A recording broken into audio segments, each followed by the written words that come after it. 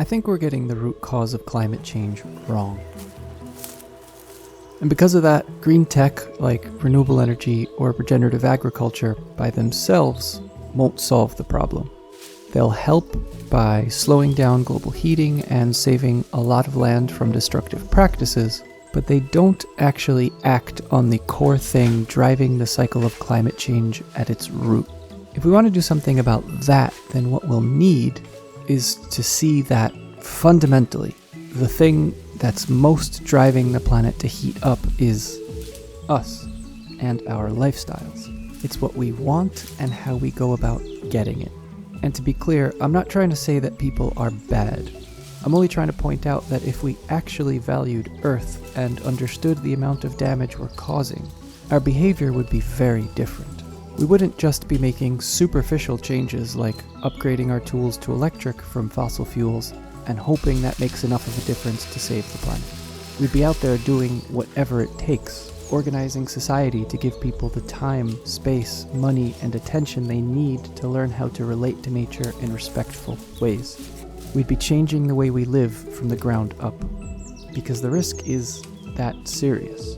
We'd be asking ourselves where this avoidant, destructive behavior that's become normal for us comes from. Because our species wasn't always like this. The history of humanity is marked by much more care for the planet and each other than it is by harm. And this destructive streak we're in is the exception, not the rule.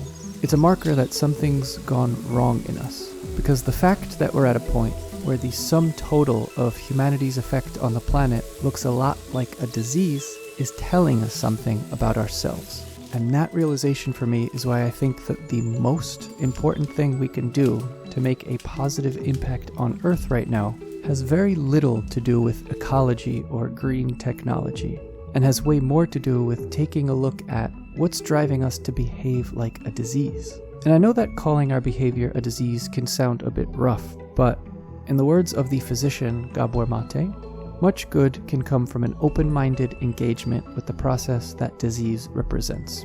It may not be the guest we ever desire to see, but a modicum of hospitality, welcoming the unwelcome, so to speak, costs us nothing. It may even lead to an opportunity to find out why this particular visitor has come to call, and what it might tell us about our lives. So, in the spirit of welcoming the unwelcome, let's look at the connection between our culture and climate change. What is pushing us to act like a disease and drive the cycle of climate change? And what can we do to interrupt that? It can be pretty hard to accept that the destruction we're causing goes way beyond anything the Earth can handle at the moment. But the fact is, we are wiping out the viability of the land for our children's children. And we're living like that's a normal thing to do. Like it's just who we are and there's nothing we can do about it. And I'm not bringing that up for you to feel bad or powerless or to blame anyone. I'm doing it because I think that when we're able to see and understand a problem, we'll be capable of affecting and changing it. And disease isn't a concrete thing with a predetermined beginning, middle, and end. It's a process that causes an ecosystem to break down and tend towards disconnection. And that's something we can understand and interrupt.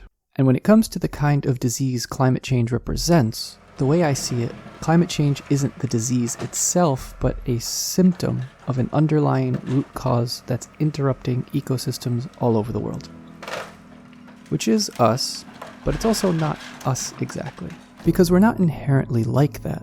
There's something inside us at the moment that makes it seem like it's okay to treat the world like this to begin with.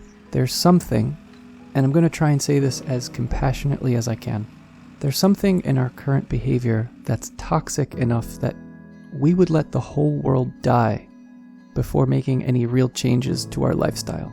And that is the disease. And I'm not trying to say that that's who we are as a species. I'm not trying to say that human beings are bad or evil. I'm not saying anything like that. I really think that when people live up to our potential, we can be the most far-reaching, positive ecologic force on the planet. In fact, for the majority of our species' history, that's who we've been. This destructive streak we're on right now, evolutionarily speaking, is quite a new thing. It's only been a few hundred or thousand years where we've been letting our power go unchecked. When you look at what our ancestors were probably like, what you see is that who we evolved to be and who we are today are completely out of alignment. We evolved to be a species with cultures built on companionship, sharing food, space, and even memory. We were close-knit, generous, permissive, and cooperative with one another and with nature.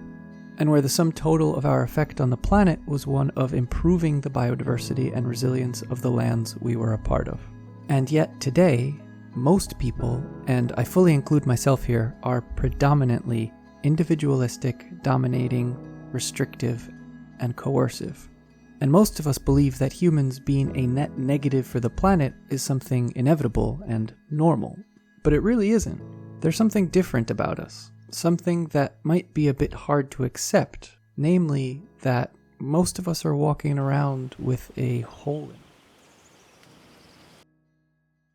One of the main reasons our impact on the planet is so destructive is, to put it simply now before I go into a bit more depth later on, is that there's a lot of missing pieces in our lives. And every missing piece leads to an absence within us that we then go out and inflict on the planet. And even though I can't describe the entirety of the puzzle as to why that is, the cause I'm thinking most about these days is how, right from the get-go, and then for the majority of the rest of our lives, we're being under-cared for.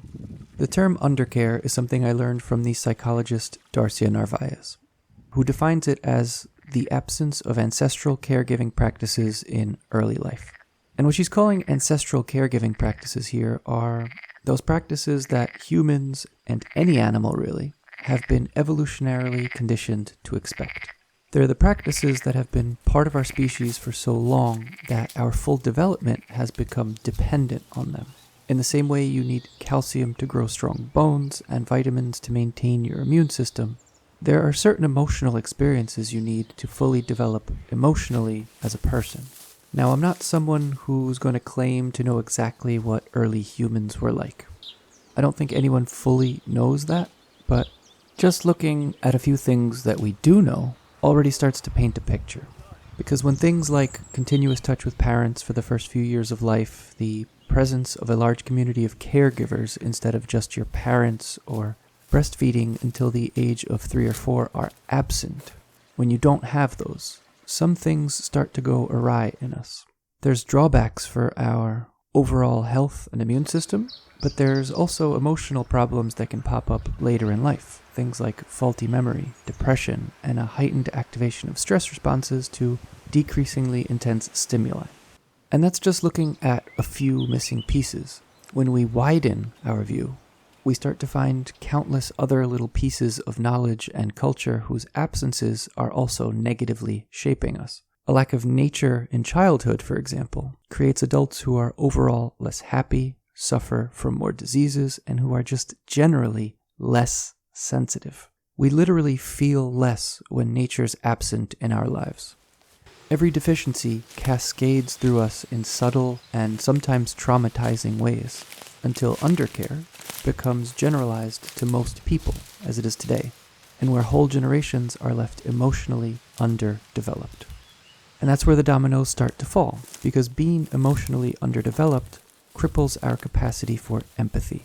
And when empathy is lacking, it becomes harder to feel the pain of others, obviously, but less obvious is that it also makes it harder to develop morally.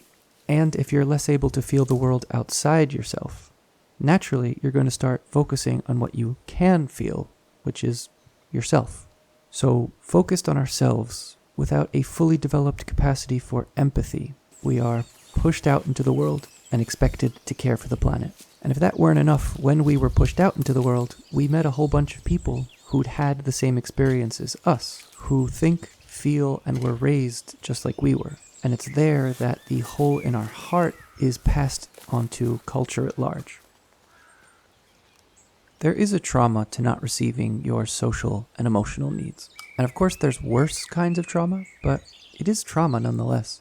In the same way that if you don't eat, or if you've never been loved, you get sick, when you're locked in a process of decreasing sensitivity, decreasing empathy, and increasing selfishness, you get sick. because the trauma of that particular cocktail of qualities leads us to be less capable of understanding what others need, and then that makes us less capable of providing it. And the ramifications of that selfishness have led us to some shared coping strategies that we now call culture.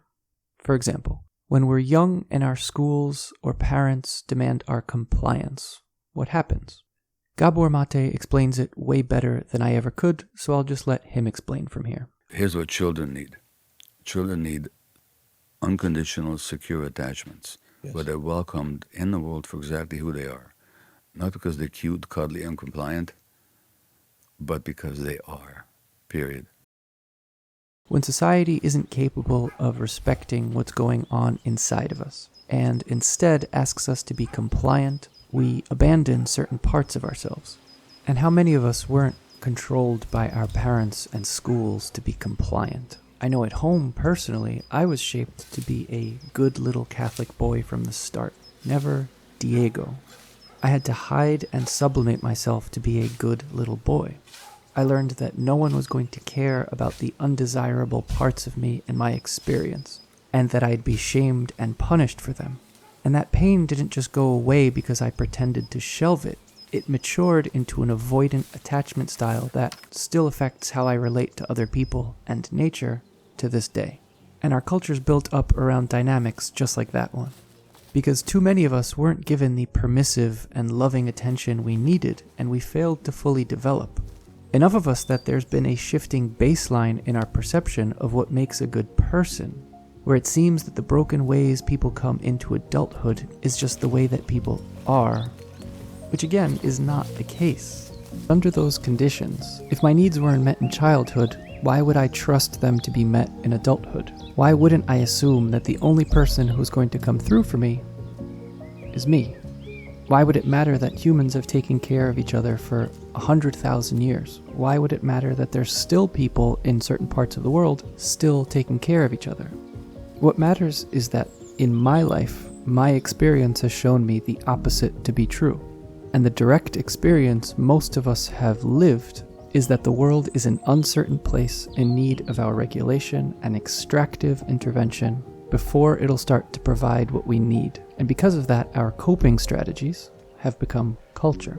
And the result is that in many ways we've moved away from providing some of the inherent needs of our species and moved towards providing a respite from pain instead. Where because we've replaced our permissive and trusting relationships with domination and force, the central metric of our society has shifted, and now, instead of a capacity to relate from an authentic sense of self being the most important marker of what makes a healthy adult, what we have instead is a metric based on consumption, where the more capable you are of consuming, the more valuable you are to society.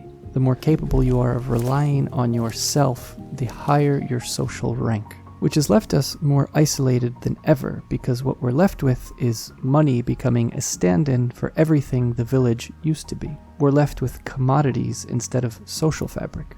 And that sort of isolation is self-perpetuating, because as we move away from one another, less and less of our social and interpersonal needs are being met. And we quickly arrive at a culture populated by billions of subtly fractured people unwittingly paying their trauma forward. We're disconnected, and without the necessary empathy, it barely even registers that the way we meet our comforts and needs is almost exclusively done by exploiting someone else, human or otherwise. And that exploitation is what's spiraling out of control to affect the ecology of the entire planet. To me, it looks like there's a huge overlap between how our culture as a whole relates to nature and the way that people with insecure attachments relate to other people. There's the same avoidance, anxiety, and control. In too many cases, we avoid having to take the needs of nature into account because we are worried that if we don't go out and take control of the outcome, we won't have our needs met. I've talked with and helped enough people transition from conventional models of land management to regenerative ones to know that the first thing most people are looking for is a guarantee of how the ecosystem will work. In most cases, they want a high level of control over the weeds, They want neat little rows, they want to know where everything's going to be, and they want to know how everything's going to work. When, unfortunately, when it comes to projects that genuinely respect ecology, we can design things and put systems and structures into place that raise the chances of success, but there can never be a guarantee. There's too many unpredictable variables. There's wild animals and the individual variability of working with a diversity of species. Simply put, we don't know enough about particularities of local ecosystems to know beforehand what will work and what won't. And in my experience, most people find this a bit frustrating, because even though their stated goal, in most cases, is to work in ways that respect nature, they don't usually push too hard to figure out what nature needs. Usually what they're looking for is a better way of doing things, a more organic guarantee, a better guarantee, where their respect for nature only goes as far as it won't affect their quality of life or their self-image. And that's part of what makes me think that it's the feeling of an insecure attachment to nature that's driving climate change at its root. Because we're only willing to care for nature for as long as it doesn't negatively impact our lives. And the moment it does, we let ourselves get pushed into a corner where either you move towards the controlling and destructive strategies that guarantee that you get what you need, or you try respecting the ground beneath your feet and maybe have to go without. And we know the choice most people would make there. And I'm not saying there's anything wrong with that choice. I'm not trying to judge anyone. I'm just trying to notice that for as long as we can't trust that our needs will be met, we're going to continue pushing ourselves onto nature to meet those needs, which I find very frustrating. Because how are we going to get to a secure relationship with nature if we're only willing to respect Earth's boundaries when we get what we need? What happens when nature isn't able to provide something, or the way we're making nature provide something leads to a breakdown of ecology, when what's needed under those conditions are years of stabilization where we might not be getting what we need? What chance do we have of finding permissive ways to explore the development of healthy ecosystems? And I do understand that the fact is we know that we won't be able to go out like our ancestors did and find what we need lying on the ground. Partially because laptops don't grow on trees, but mostly because we just don't trust the earth will provide for us. So we feel we need to go out and take it by force. And that harms Earth in the process. And in a roundabout way, guarantees that the earth won't be able to provide for us. Without trust, the whole sustainability experiment fails. Because when the harder lifestyle changes that may have a regenerative effect on the planet aren't an option, we'll continue to opt for the carbon neutral options that require no change from us, and still rely on the extractive and coercive strategies that destroy ecosystems. Whatever the ecologic and technologic solutions to climate change end up being, and I can't stress this enough, whatever they are, it really doesn't matter. Because if we can't take personal accountability, not just for the damage of our own lifestyles, but for the legacy of hundreds of years of accumulated damage, things are going to continue to get worse. As long as we are sitting here talking, while someone out in the world is acting on our behalf in violent and decreasingly visible ways to break the world down and give us what we want. As long as we don't have role models for how to relate to nature in permissive and respectful ways. As long as we act without the deeper needs of our species in mind, and as long as our reduced sensitivity doesn't let us feel the full harm that we're causing, this destructive system of relating to the world will continue to seem acceptable and normal, and things will continue to get worse. And right there, the full cycle of how humans create climate change comes into focus. Minor disruptions in our ecosystems and upbringing lead to deficiencies in our emotional growth that leave us less sensitive and more selfish. That reduction of sensitivity and increase in selfishness leaves us less capable of providing for some of our needs, especially social needs, which can have a traumatizing effect. That trauma self-perpetuates until it becomes normalized and then cements into culture. Then that culture, lacking the sensitivity it needs to feel the pain it's causing, starts extracting what it wants from Earth by force. And then Earth, depleted by our actions, becomes less capable of providing for us, which finally leads to less of our needs being met, which means we don't fully develop, and the cycle just keeps going, accelerating the destruction of nature and climate change with every passing generation. This needs interruption, which is not an easy thing to do. So let's try and take a look at how we might start going about that.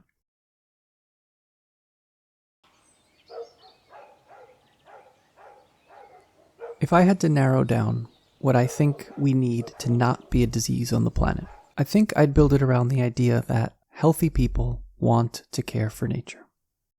Because it is in our nature to care for the planet. And that doesn't mean it's what every single person should want. But I do take the fact that the majority of us are not acting on behalf of nature as proof that something's gone wrong. And that leads me to a very simple idea that Earth is unhealthy because we are unhealthy. And I think that gives us our goal here, to create spaces and processes that understand and provide for our unmet needs so that we can more fully develop as people. Because it's starting to look more and more like one of the best tools we have to interrupt the dysregulation of the climate is to learn how to regulate ourselves. Because when we are more regulated, we're less likely to go out and consume our way through the planet's skin to feel good in our own, and less likely to unconsciously filter our decisions through our trauma. Because when our individual sovereignty is respected and our needs tended to from the beginning of life, we're more likely to exhibit higher self-regulation and empathy later in life, which can create an upward spiral where by caring for one another, we can end up feeling more secure in our relationship with nature, which in turn allows the egalitarian, cooperative, and generous qualities native to our species a clear path to return. And I'm not saying that to paint some utopic vision of a way people are supposed to be. I'm not trying to describe a vision of a pure person. People are almost infinitely variable. It's just that the evidence seems to be pointing at a view of people where, generally speaking, the more able we are to trust that we'll be taken care of, and the more capable of feeling the harm our lifestyles are causing the planet, the more willing and able we'll be to forgo the dominating and forceful strategies we've gotten used to try something a bit more daring and a bit more respectful. Which makes it seem like the best way to interrupt the downward spiral of climate change is to grow a society sensitive enough to actually feel the hurt we're causing. And that makes it so that the central challenge of ecology has very little to do with ecology, and much more to do with figuring out all the ways to provide people with their needs. Now, as for what those needs are, concretely, I honestly don't know. Darsha Narvaez has a great theory with her idea of the evolved nest, which I really recommend you look into, as a way to raise children to foster that cooperative social connection native to our species. But right now, I don't think anyone can say fully with 100% certainty what natural means. And even if someone could, that wouldn't mean they would know how to navigate and drive us from the fractured state we're currently in, with all of its complications and imperfections, back to that theorized natural state. What I can say is that it's up to each of us to figure that out for ourselves and for our communities, knowing that any changes we try to make can't just focus on technology or ecology, and definitely not economy. Any changes we implement need to try and understand the root causes of climate change out there in the world, but also inside of us. And when it comes to thinking about us, what I'm finding most fruitful to think about is that disconnect between who we are today and who we were. Because those missing pieces can tell us a lot about how to become healthier, more empathetic people, a bit less focused on ourselves, and maybe a bit more willing to act on behalf of the planet.